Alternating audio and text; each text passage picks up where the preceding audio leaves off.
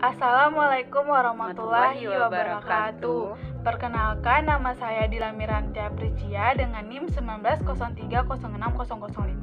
Saya Sarah Mahesa dengan NIM 1903060044. Kami adalah mahasiswi peternakan Fakultas Pertanian dari Universitas Sumatera Utara. Di sini kami ingin mereview video peternakan lebah dari YouTube channel Suksespedia dan Bis Channel. Nah, ayo kita bahas videonya. Ayo. Sistem pemeliharaan lebah madu. Kehidupan sosial lebah madu terdapat 3 kelompok, yaitu lebah ratu, lebah pejantan, dan lebah pekerja. Lebah ratu. Lebah ratu hanya terdapat satu daripada setiap kelompok. Ciri-cirinya adalah panjangnya 1,5 cm lebih kecil daripada lebah pekerja. Dan terdapat 2 mata fasa dan 2 oceli atau mata tunggal. Terdapat sengat yang hanya digunakan pada ratu baru. Dan berantena. Lebah ratu sendiri juga memiliki panjang sayap yang lebih besar daripada lebah pekerja. Ratu Apis mellifera mampu menghasilkan telur sebanyak 2000 butir per hari. Dan di dalam satu koloni itu hanya terdapat satu ratu. Nah, yang kedua itu ada lebah jantan. Lebah jantan itu adalah anggota koloni dari kehidupan sosial lebah madu yang berasal dari telur-telur yang tidak dibuahi.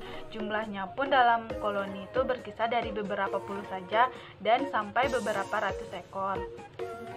Nah, ukuran tubuh lebah jantan lebih besar daripada lebah pekerja, tetapi lebih kecil daripada lebah ratu. Fungsi lebah jantan sendiri adalah sepanjang koloninya dia akan mengawini ratu muda. Berikutnya itu ada lebah pekerja. Lebah pekerja itu merupakan kelompok yang jumlahnya paling besar dalam koloni. Sama halnya dengan lebah ratu, lebah pekerja juga berasal dari sel telur yang dibuahi. Ciri-ciri lebah pekerja itu dia lebih kecil daripada lebah ratu dan lebah jantan. Dia juga mempunyai tugas-tugas. Tugas-tugasnya itu dia sebagai penerima nektar atau madu, sebagai perawat ratu lebah jantan dan larva. Dia membuat juga makanan untuk ratu dan larva, memelihara sarang yang retak, membuat sarang, dan juga pembersih kandang atau sarang. Dia juga mampu menyimpan madu dan tepung sari bunga maupun propolis. Sistem perkawinan pada lebah. Nah, sistem perkawinan pada lebah itu dilakukan antara perbandingan 1:10. Nah, satu lebah betina atau satu lebah ratu lebah dibanding dengan 10 jenis jantan lebah. Nah, kita taruh di dalam setupnya itu. Tahap selanjutnya adalah jantan yang terpilih akan kawin dengan betina dan memasukkan endopalusnya lalu mengeluarkan air mani.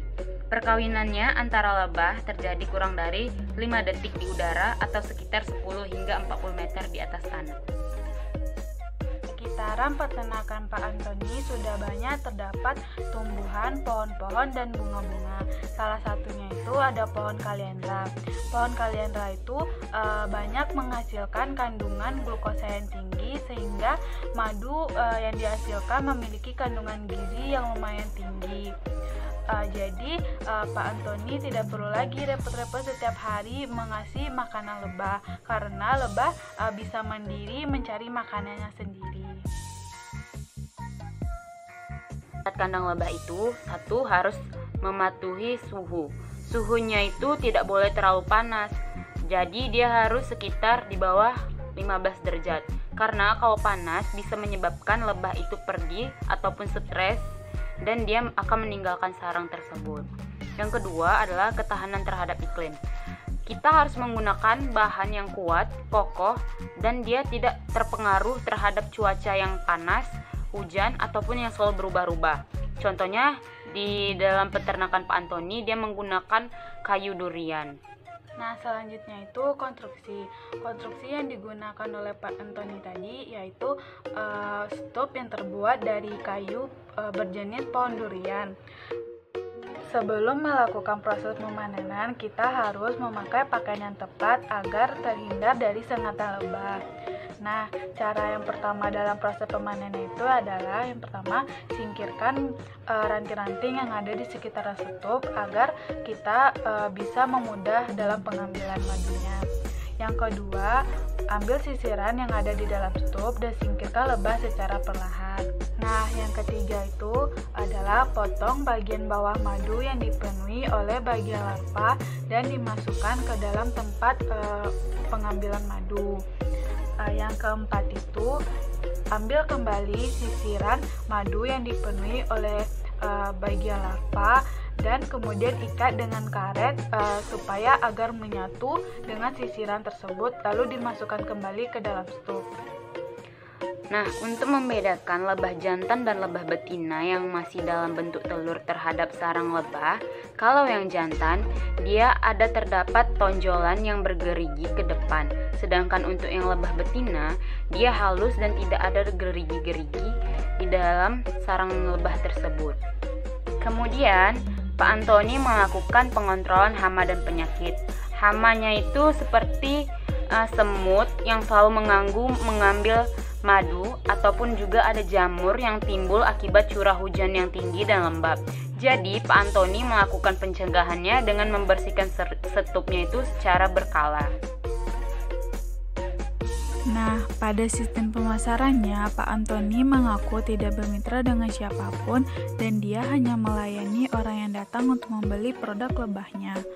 Untuk harga madunya sendiri, Pak Antoni menjual 150.000 per botol dan untuk sarang lebahnya sekitar 200.000 per kilogram. Dan Pak Antoni juga menjual satu koloni lebah beserta dengan stupnya seharga 1 juta. Omset dari Pak Antoni sendiri berkisar 30 juta per bulan dengan luas lahan 4 hektar per satu tempat dikali 5 tempat dan satu tempatnya itu berkisar 400 stup. Nah, sekianlah yang bisa kami sampaikan daripada video ini. Apabila ada kekurangan atau salah kata, kami mohon maaf. Wabillahi taufiq walhidayah. Wassalamualaikum warahmatullahi wabarakatuh.